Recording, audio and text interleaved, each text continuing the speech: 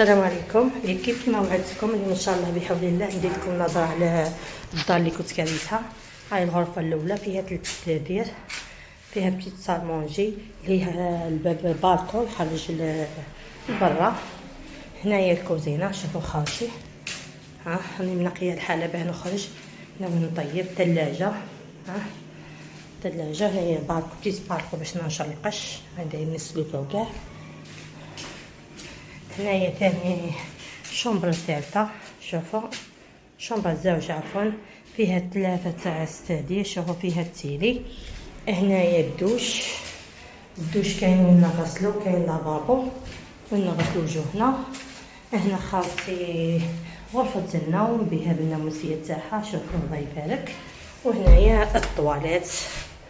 هذه هي الدار اللي كريتها. السعر اللي كاينه به 500,000 لليله، 500,000 لليله ركب.